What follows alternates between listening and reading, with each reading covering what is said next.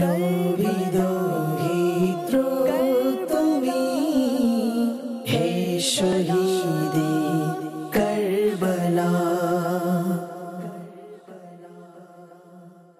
আলহামদুলিল্লাহি রাব্বিল আলামিন ওয়াসসালাতু ওয়াসসালামু আলা খাতামিন নাবিয়্যিন আম্মা বা'দ ফাআউযু বিল্লাহি মিনাশ শাইতানির রাজীম বিসমিল্লাহির রহমানির রহিম আসসালাতু ওয়াসসালামু আলাইকা ইয়া রাসূলুল্লাহ ওয়া আলা আলিকা ওয়া আসহাবিকা ইয়া হাবিবাল্লাহ আসসালাতু ওয়াসসালামু আলাইকা ইয়া নবিয়াল্লাহ ওয়া আলা আলিকা ওয়া আসহাবিকা ইয়া নূরাল্লাহ। মাহে মুহররমের বিশেষ অনুষ্ঠান জান্নাতি যুবকদের সরদার নিয়ে আরও একবার উপস্থিত হয়েছি। যে যেখান থেকে আজকের অনুষ্ঠান দেখছেন সকলকে আন্তরিক মোবারকবাদ জানিয়ে শুরু করছি আমাদের অনুষ্ঠান। আসুন অনুষ্ঠানের শুরুতেই বিষয় শুনব। এর শুরুতেই আমরা দরুদে পাকের ফজিলত শুনে নিই। নবী করিম রউফুর রহিম সাল্লাল্লাহু আলাইহি সাল্লাম ইরশাদ করেন, যখন বৃহস্পতিবার আসে আল্লাহ পাক ফেরেশতাদের প্রেরণ করেন যাদের নিকট রূপার কাগজ ও স্বর্ণের কলম থাকে। তারা লিপিবদ্ধ করে কে বৃহস্পতিবার ও জুমার রাতে আমার উপর বেশি পরিমাণে দুরূদ শরীফ পাঠ করে। সুবহানাল্লাহ সুবহানাল্লাহ, কেমনই ফজিলত, কেমনই বারাকাত।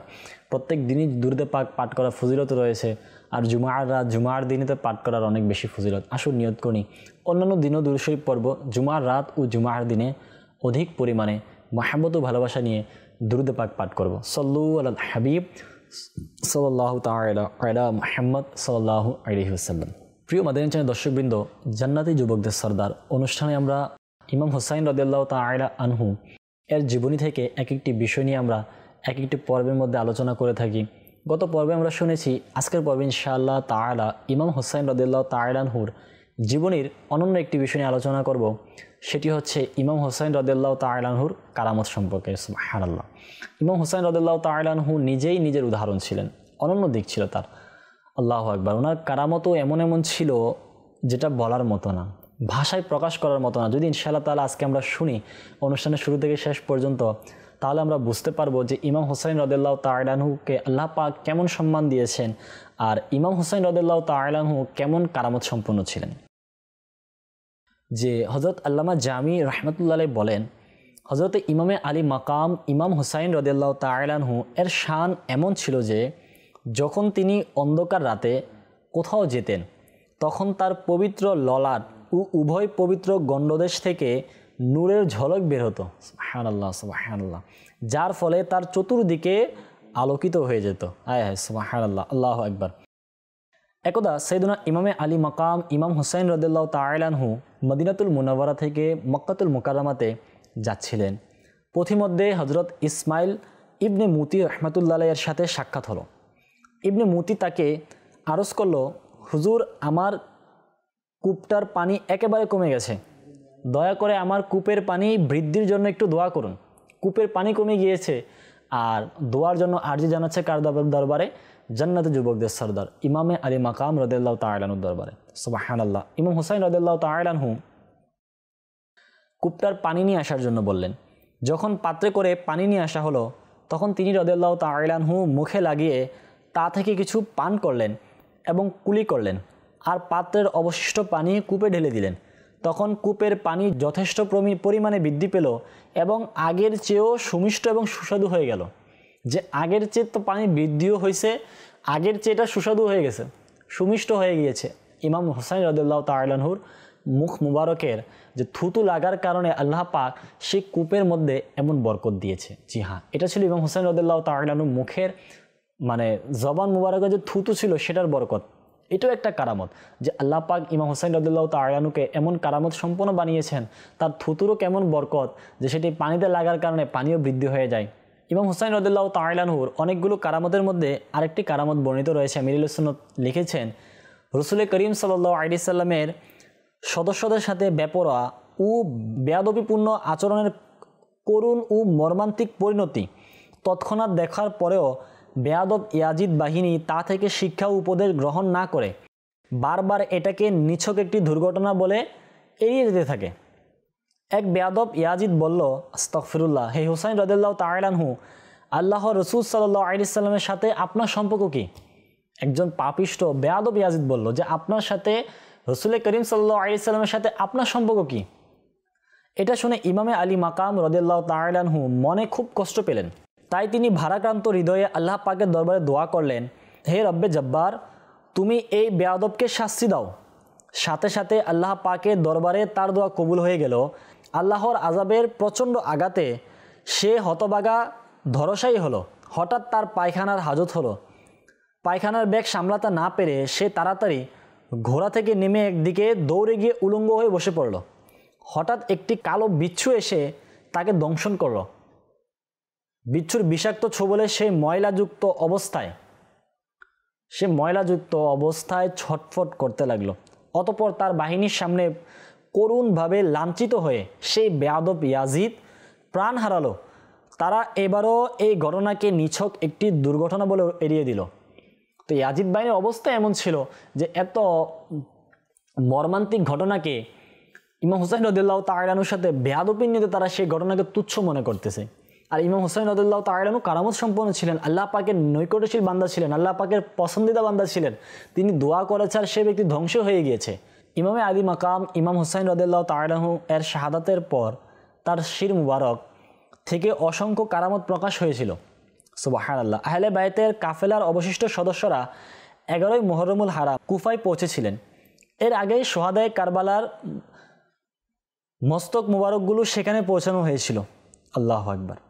ইমামে আলী মাকাম ইমাম হুসাইন রাদিয়াল্লাহু তাআলা আনহু এর শির মুবারক যোগের কলঙ্ক নরপিশাচ খাউলি বিন ইয়াজিদের কাছে ছিল। ইমাম হুসাইন রাদিয়াল্লাহু তাআলা আনহুর মস্তক মুবারক নিয়ে সে হতবাগা রাতের বেলায় কুফায় পৌঁছেছিল। আস্তাগফিরুল্লাহ। কিন্তু রাজপ্রাসাদের দরজা বন্ধ থাকায় সে মস্তক মুবারক নিয়ে আল্লাহ তার বাড়িতে চলে এলো। সে হতবাগা ইয়াজিদ বাহিনীর সদস্য ইয়াজিদ নুরানি মস্তককে বেয়াদবির সাথে মাটিতে রেখে একটি বড় পাত্র দ্বারা ঢেকে রাখল এবং তার স্ত্রী নোয়ারকে বলল, আমি তোমার জন্য আজীবনের ধন দৌলত নিয়ে এসেছি। আস্তাগফিরুল্লাহ। আল্লাহ।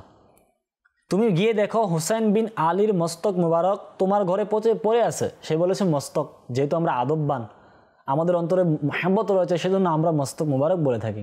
ওই ইয়াজিদ বাহিনী বলেছে যে দেখো, আমি ইমাম হুসাইন রাদিয়াল্লাহু তাআলা আনহুর মস্তক তোমার ঘরের মধ্যে পড়ে রয়েছে, আমি তোমার জন্য নিয়ে এসেছি, ঘরে আছে এটা। সে তার স্ত্রী রাগান্বিত হয়ে বলে উঠল, হে পাপিষ্ট, তোর উপর আল্লাহ পাকের লানত বর্ষিত হোক, তুই চিরতরে ধ্বংস হয়ে যা।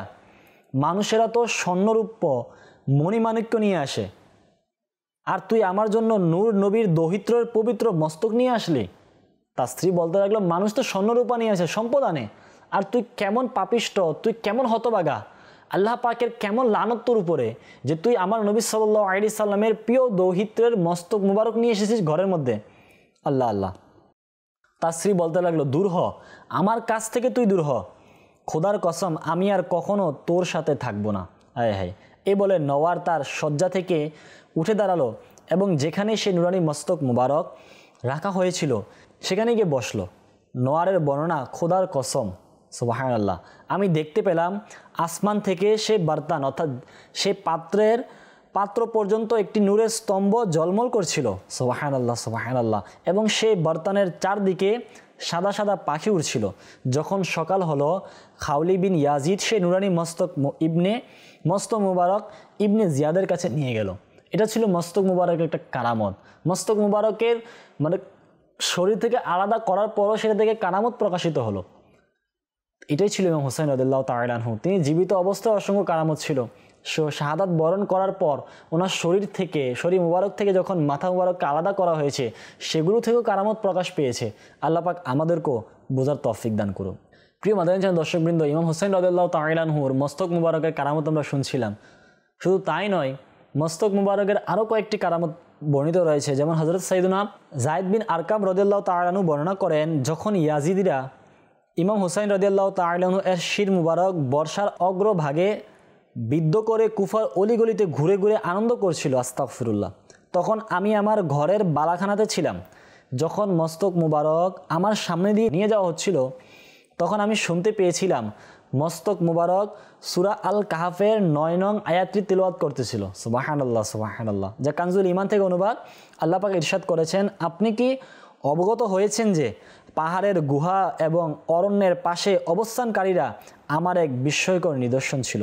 অপর এক বুজুর্গ রাহমাতুল্লাহ আলাইহি বর্ণনা করেন, যখন ইয়াজিদেরা মস্তক মুবারক বর্ষা থেকে নামিয়ে হতবাগা ইবনে জিয়াদের শাহী মহলে ঢুকলো, তখন তার পবিত্র উষ্টদয় নড়তে দেখা গেল এবং তার পবিত্র জবান মুবারক দ্বারা সূরা ইব্রাহিমের 42 নং আয়াতটি তিনি তিলাওয়াত করতে লাগলেন, যে কানজুল ঈমান থেকে অনুবাদ, এবং নিশ্চয় আল্লাহকে অনবহিত মনে করো না জালিমদের কার্যকলাপ সম্পর্কে। মিনহাল বিন আমর রাদিয়াল্লাহু তাআলা আনহু বর্ণনা করেন, খোদার কসম আমি স্বচক্ষে দেখেছি যখন লোকেরা ইমাম হুসাইন রাদিয়াল্লাহু তাআলা আনহুর শির মুবারক বর্ষার অগ্রভাগে বিদ্ধ করে নিয়ে যাচ্ছিল, তখন আমি দামেস্কে ছিলাম। শির মুবারকের সামনে এক ব্যক্তি সূরাতুল কাহাফের তিলাওয়াত করছিল।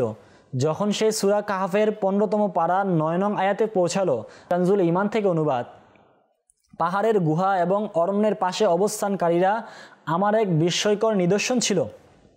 তখন আল্লাহ পাক সেই মস্তক মুবারকের কথা বলার শক্তি প্রদান করলেন।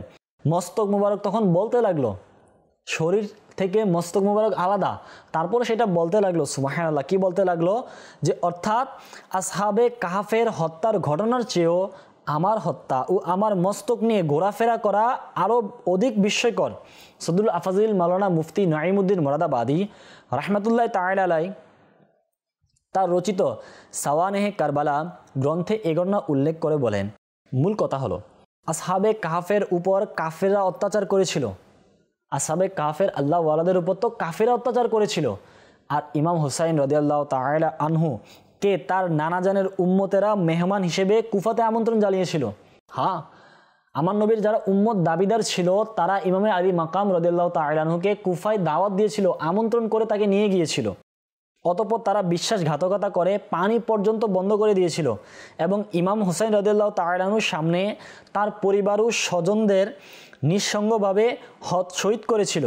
শেষ পর্যন্ত সেই নর পিশাচরা স্বয়ং ইমাম হুসাইন রাদিয়াল্লাহু তাআলা আনহুকেও শহীদ করে দেয়। আহলে বাইতদের বন্দি করে নিয়ে এসেছিল।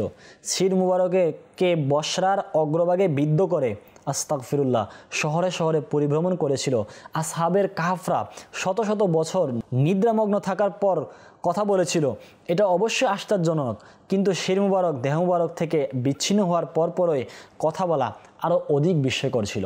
অর্থাৎ ইমাম হুসাইন রাদিয়াল্লাহু তাআলা আনহু তো শরীর মুবারক থেকে শির মুবারক আলাদা হয়ে গিয়েছে, এখন আলাদা হওয়ার পর যে শির মুবারক কথা বলেছে সেটা আরও বেশি বিস্ময়কর। আর আসহাবে কাফের আল্লাহর ওলি যারা ছিলেন, ওনারা যারা ছিলেন আল্লাহ ওয়ালা, ওনারা তো শত বছর ঘুমানোর পর তারা জেগেছিলেন এবং কথা বলেছিলেন। সেই ঘটনা থেকেও এটা আরও বিস্ময়কর, কেননা আমার নবীর উম্মত দাবিদার, আমার নবীর উম্মত যারা ছিল দাবিদার করেছিল সেই কুফাবাসী ইমাম হুসাইন রাদিয়াল্লাহু তাআলা আনহুকে দাওয়াত দিয়ে কুফায় নিয়ে তারা বেঈমানি করেছে, তারা তার সাথে ধোঁকা করেছে, প্রতারণা করেছে। আল্লাহ পাকের পানা, আল্লাহ পাকের দিন ইসলামকে মিটানোর জন্য তারা চেষ্টা করেছে। আর ইমাম হুসাইন রাদিয়াল্লাহু তাআলা আনহু সেখানে গিয়েছে আমার নবী সাল্লাল্লাহু আলাইহি সাল্লাম এর দিনকে বাঁচানোর জন্য, দিনকে প্রতিষ্ঠা করার জন্য। আমাদের অনেকের ধারণা হতেও পারে যে ইমাম হুসাইন রাদিয়াল্লাহু তাআলা আনহুর কারামত শুনতেছে, ওনার এত কারামত, তাহলে উনি কারবালার ময়দানে কেন কারামত প্রকাশ করেন নাই? মনে রাখবেন, কারামতের চেয়েও বড় হচ্ছে ইস্তেকামত। ইমাম হুসাইন রাদিয়াল্লাহু তাআলা আনহুর কারামত তো অনেক ছিল, কিন্তু ইমাম হুসাইন রাদিয়াল্লাহু তাআলা আনহু কারবালার প্রান্তরে ইস্তেকামত পেয়েছেন। আমার নবী সাল্লাল্লাহু আলাইহি সাল্লাম তার নানাজান সাল্লাল্লাহু আলাইহি সাল্লামের উম্মতকে বাঁচানোর জন্য, উম্মতের কথা চিন্তা করে নানাজান সাল্লাল্লাহু আলাইহি সাল্লামের দিন ইসলামকে দুনিয়াতে প্রতিষ্ঠা করার জন্য শুধু নিজের শহীদ হন নাই, নিজের পরিবার বর্গকেও আল্লাহ রাস্তায় তিনি দিয়ে দিয়েছিলেন, যেন শহীদ তারা হওয়ার পর তাদের রক্তের বিনিময়ে যাতে আল্লাহ পাক এই দুনিয়ার মধ্যে ইসলামকে প্রতিষ্ঠা করতে পারে। হ্যাঁ, ওই পাপিষ্ঠ ইয়াজিদ বাহিনী ছিল, কুফাবাসী ছিল, যারা ধোঁকা করে, প্রতারণা করে, অত্যাচার করে, ইমাম হুসাইন রাদিয়াল্লাহু তাআলা আনহুকে কষ্ট দিয়ে শিশু আলী আসগরকে পর্যন্ত শহীদ করেছে।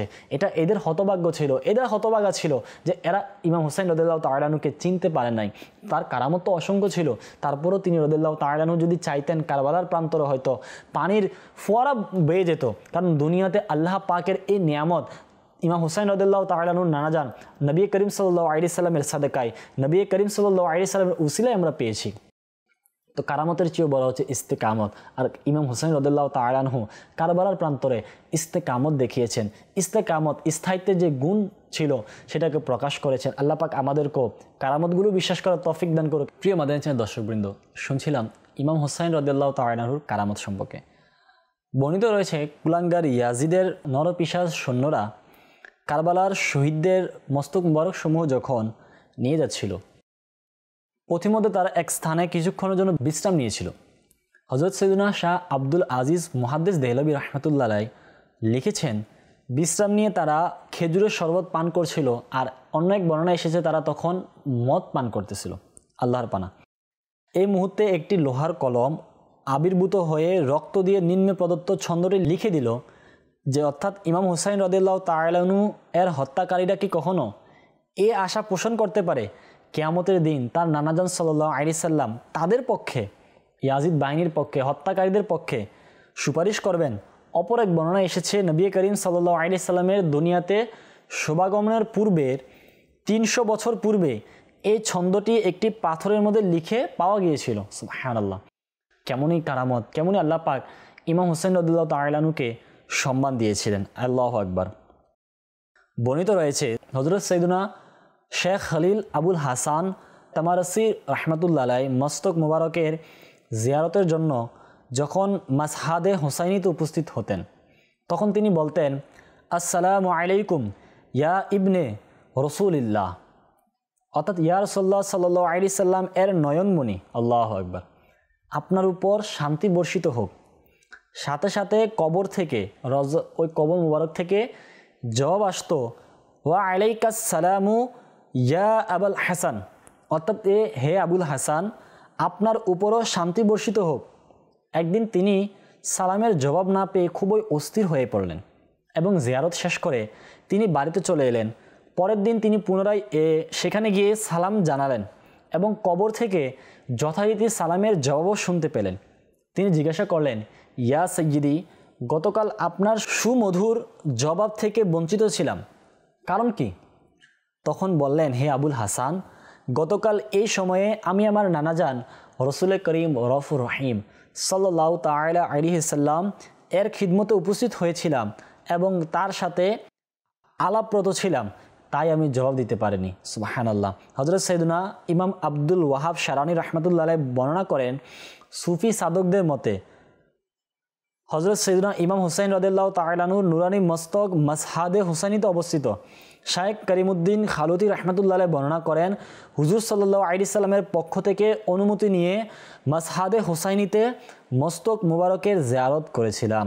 সুবহানাল্লাহ। মস্তক মুবারকের কেমনই কারামত প্রকাশ পেয়েছে। কবরের মধ্যে দাফন করে দেওয়ার পরেও সালামের উত্তর এসেছে এবং সালামের উত্তর একদিন না আসার কারণ এটা ছিল যে মস্তক মুবারক থেকে এটা জবাব এসেছে যে এই সময় আমি আমার নানাজান সাল্লাল্লাহু আলাইহি সাল্লামের জিয়ারতে গিয়েছিলাম, আমার নানাজান সাল্লাল্লাহু আলাইহি সাল্লামের দরবারে আমি উপস্থিত ছিলাম এবং সেখানে আমি আলাপরত ছিলাম।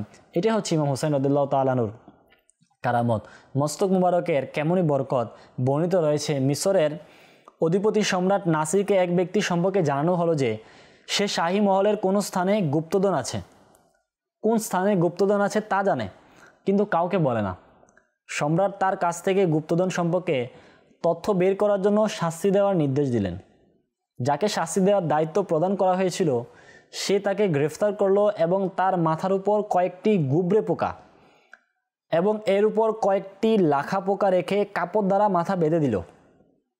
এটা এমন এক ধরনের শাস্তি যা কোনো মানুষ 1 মিনিটও সহ্য করতে পারে না। আল্লাহু আকবার। আর যদি না বলে ফলে তীব্র যন্ত্রণায় সে গোপন তথ্য তাড়াতাড়ি বলে দেয়, আর যদি না বলে তাহলে যন্ত্রণায় ছটফট করতে করতে মৃত্যুর কোলে ঢলে পড়ে। কিন্তু আশ্চর্যের ব্যাপার যে তাকে এই শাস্তি কয়েকবার দেওয়ার পরেও তার মধ্যে এর কোনোরূপ প্রতিক্রিয়া দেখা গেল না এবং তাকে বিন্দুমাত্র ঘায়েল করতে পারল না, বরং প্রতিবারে পোকাগুলো মারা গেল। লোকেরা তাকে এর কারণ জিজ্ঞাসা করলো। সে জানায়, হযরত ইমাম হুসাইন রাদিয়াল্লাহু তাআলা আনহু এর মস্তক মুবারক মিশরে আনা হয়েছিল। আলহামদুলিল্লাহ, আমি অতি ভক্তি সহকারে শ্রদ্ধা ভরে তা আমার মাথার উপর রেখেছিলাম। সে পবিত্রতার মস্তক মুবারকের বরকত কারামতের কারণে আমার মধ্যে শাস্তির কোনো ক্রিয়া অনুভূত হলো না। সুবহানাল্লাহ, সুবহানাল্লাহ, আল্লাহু আকবার। কেমনই ফজিলত, কেমনই বরকত আর কেমনই কারামত সম্পন্ন সে মস্তক মুবারক ছিল যে সেই মস্তক মুবারক মাথায় রাখার বরকতে গুবরে পোকা এবং অন্য যে মানে বিষাক্ত পোকার আক্রমণ তার মাথায় করার পরও ওই ব্যক্তির মস্তকে মাথার মধ্যে কোনো প্রকার প্রভাব পড়লো না, তিনি কোনো শাস্তি সে কষ্টে অনুভূত করলেন না।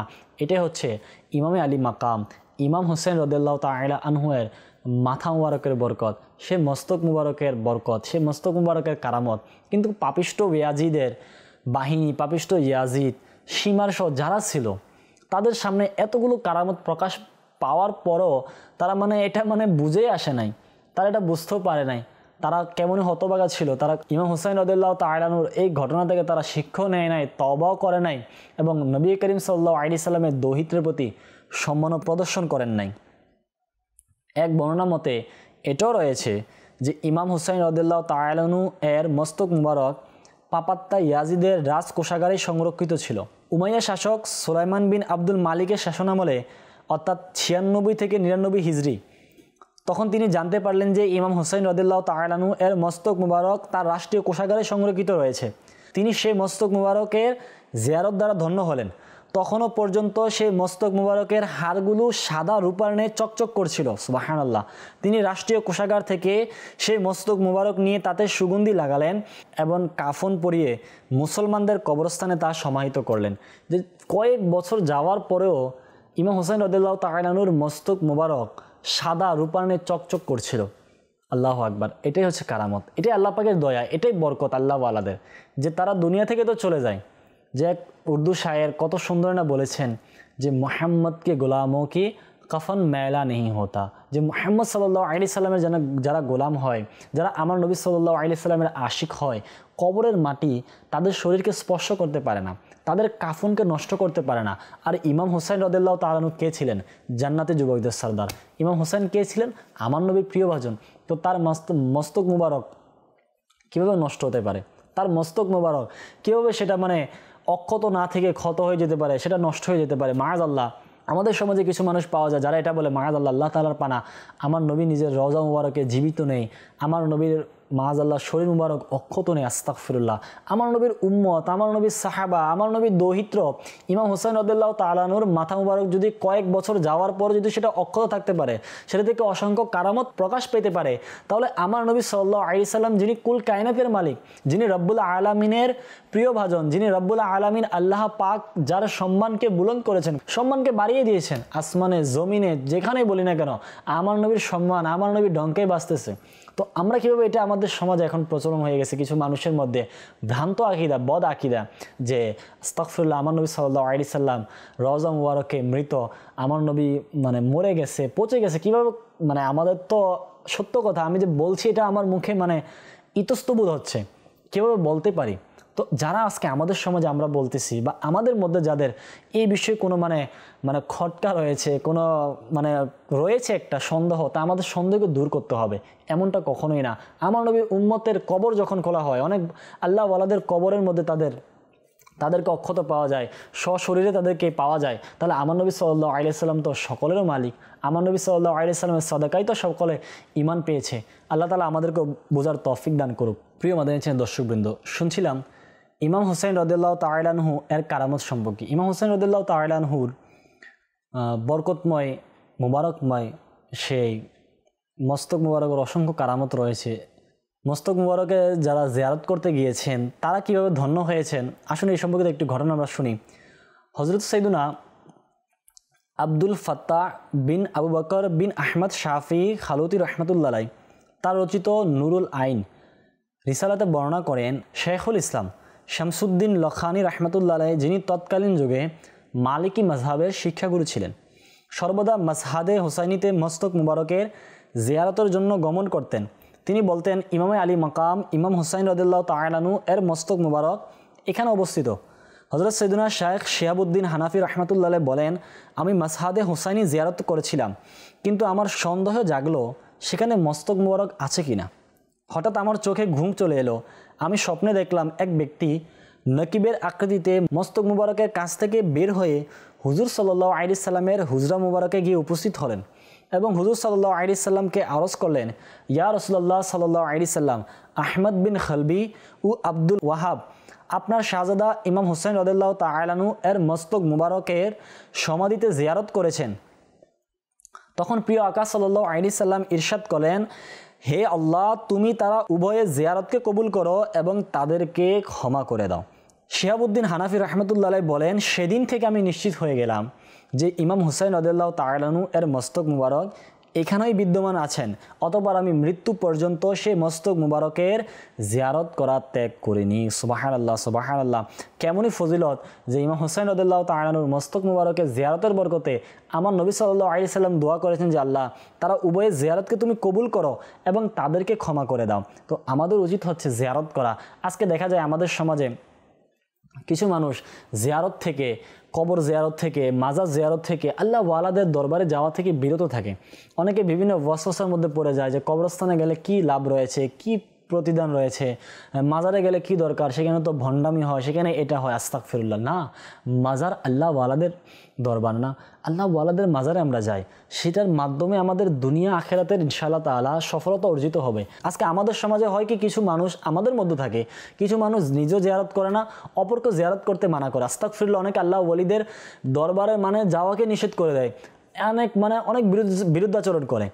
এখন তো বিভিন্ন সোশ্যাল মিডিয়ার মধ্যে সামাজিক যোগাযোগ মাধ্যমও বিভিন্ন ধরনের ক্লিপ চলতেই থাকে, মদিনা শরীফে যাওয়ার কোনো বরকত নেই। আস্তাগফিরুল্লাহ। আমার নবীর দরবারে, আমার নবীর জিয়ারতে যেহেতু মানা করতেছে, অথচ আমার নবী সাল্লাল্লাহু আলাইহি সাল্লামের হাদিসে পাক রয়েছে যে আমার রওজা জিয়ারত করলো, মদিনা শরীফে আসলো, জিয়ারত করলো, তার জন্য আমার সুপারিশ ওয়াজিব হয়ে যাবে। আমার নবী সাল্লাল্লাহু আলাইহি সাল্লামের হাদিস শরীফ রয়েছে যেন উম্মতেরা আমার নবীর দরবারে মদিনায় গিয়ে মৃত্যুবরণ করে, কারণ যারা মদিনা শরীফে মৃত্যুবরণ করবে তাদের জন্য আমার নবী সুপারিশ করবে। তো মদিনা শরীফে যাওয়ারই বরকত আলাদা। আজকে আমাদের সমাজে একটা ওয়াসওয়াসা সৃষ্টি হয়ে গেছে। আর ইমাম হুসাইন রাদিয়াল্লাহু তাআলা আনহুর মস্তক মুবারক জিয়ারত করার কারণে যদি আমার নবীর দরবারে মকবুল হয়ে যায়, আমার নবীর নুরানি জবান মুবারক থেকে যদি দোয়া আসে, আমার নবী যদি তাদের জন্য দোয়া করে আল্লাহ পাকের দরবারে, তাহলে তার থেকে বড় প্রমাণ আর কি রয়েছে যে আমার নবী সেটাকে কবুল করে নিয়েছে। তো আমার নবীর গোলামের দরবারে, আমার নবীর দহিত্রের দরবারে, আমার নবী সাল্লাল্লাহু আলাইহি সাল্লামের নাতির দরবারে যাওয়ার যদি এটা বরকত থাকে, আমার নবীর দরবারে যাওয়ার কেমন বরকত হয়েছে, আমার নবীর জিয়ারত করার সৌভাগ্য কেমন রয়েছে। হ্যাঁ, আমাদের অনেক হতভাগা মানুষ থাকে যারা হস্ত করে কিন্তু মদিনা শরীফ জিয়ারত করে না, আমার নবীর দরবারে যায় না। প্রিয় ইসলামেরা, এদের মতো হতভাগা আর কে রয়েছে? হতভাগাও। এবং এটাও বুঝতে হবে, আল্লাহ না করুক, আল্লাহ পাক ভালো জানে যে কোন গুনাহের কারণে, কোন খারাপ আমলের কারণে আল্লাহ পাক আমাদেরকে মদিনা যাওয়ার ব্যবস্থা করে দেন নাই, আমার নবী ডাকে নাই। মনে রাখবেন, আমার নবী সাল্লাল্লাহু আলাইহি সাল্লাম যদি না ডাকে কেউ যেতে পারবে না। আমাদের দোয়া করা উচিত যেন আমরা যেতে পারি। পাশাপাশি আমাদের আশেপাশে যে সমস্ত কবরস্থান রয়েছে, নিজের মায়ের কবর, বাবার কবর, আত্মীয় স্বজনের কবর, তাদের কবরও যাওয়া দরকার। কবরস্থানে যাওয়ার বরকতে অন্তর নরম হয়, আখিরাতের কথা স্মরণ আসে। জি হ্যাঁ, অন্তরের মধ্যে পরিষ্কার হয়, আখিরাতের কথা স্মরণ আসে, কবর হাসরের কথা, গুনাহ থেকে বাঁচার কথা স্মরণে আসে। তো আমাদের উচিত হচ্ছে বেশি বেশি কবর জিয়ারত করা, জুমার দিন কবর জিয়ারত করা, বিভিন্ন মাজারের মধ্যে সফর করা। আমাদের বাংলাদেশে তো আনাচে কানাচে মাজার। সিলেটের মধ্যে যাই বাবা শাহজালাল ইয়ামানি, শাহপরান ইয়ামানি, নাসিরউদ্দিন সিফাসালা, হবিগঞ্জের মধ্যে আপনার চাশনি পীরের মাজার, সৈয়দ বোরহানুদ্দিন রহমতুল্লাহ আলাই, সৈয়দ গুলজার আলম রহমতুল্লাহ আলাই, সিলেটের আনাচে কানাচে মাজার। নাসিরউদ্দিন সিফাসালা রহমতুল্লাহ আলাই ব্যাপার তো এসেছে, ওনার মাজারের পাশে আশেপাশে অনেক 120 জন আল্লাহর ওলির মাজার আছে। চট্টগ্রামের মধ্যে আপনার আহমদুল্লাহ মাইজবানুর রহমতুল্লাহ আলাই, মোহসেন আউলিয়া, বাবা আমানত শাহ রহমতুল্লাহ আলাই, আপনার 12 জন আউলিয়া, 12 আউলিয়া যেটা মাজার রয়েছে সেখানে রয়েছে। আকবর শাহ রহমতুল্লাহ আলাই রয়েছে, পেয়ারবক্স রহমতুল্লাহ রয়েছে, সুলতান শাহ রহমতুল্লাহ আলাই রয়েছে, গরিবুল্লাহ শাহ রহমতুল্লাহ আলাই রয়েছে, বাইজিদ বুস্তামির আস্তানা রয়েছে, অনেক আল্লাহর ওলিদের মাজার রয়েছে, অনেক বড় বড় দরবার রয়েছে, সেখানে আমরা যাই। কুমিল্লার মধ্যে আমাদের শাহ আব্দুল্লাহ গাজীপুর রহমতুল্লাহ মাজার, নবীবক্স তেগির মাজার, আব্দুল সুবহান আল কাদেরি, হযরত বন্দি শাহ রহমতুল্লাহ আলাই মাজার, আইনুদ্দিন শাহ, গোলাপ শাহ, বাবর শাহ রহমতুল্লাহ আলাই, আনাচে কানাচে ঢাকার মধ্যে রয়েছে। তো আমরাও যাই আল্লাহর ওলিদের মাজার, ইনশাআল্লাহ তাআলা বরকত পাবো। ওনাদের মাজারে গেলে আমাদের দোয়া কবুল হবে। আজকের অনুষ্ঠানের বিষয় ছিল ইমাম হুসাইন রাদিয়াল্লাহু তাআলা আনহুর কারামত। আল্লাহ পাক ইমাম হুসাইন রাদিয়াল্লাহু তাআলা আনহুকে অসংখ্য কারামত দিয়েছে। আল্লাহ পাক ওনার সাদকা, ইমাম হুসাইন রাদিয়াল্লাহু তাআলা আনহুর কারামতের সাদকা আল্লাহ পাক আমাদের দুনিয়া আখিরাতকে মালামাল করে দিক, আমাদের দুনিয়া আখিরাতকে পরিবর্তন করে দিক। আগামী পর্বে ইনশাআল্লাহ আবারও দেখা হবে, নতুন আরেকটি বিষয় নিয়ে উপস্থিত হব। ততক্ষণ পর্যন্ত সুস্থ থাকুন, মাদানী চ্যানেল দেখতে থাকুন। সাল্লু আলাল হাবিব সাল্লাল্লাহু তাআলা আলা মুহাম্মদ।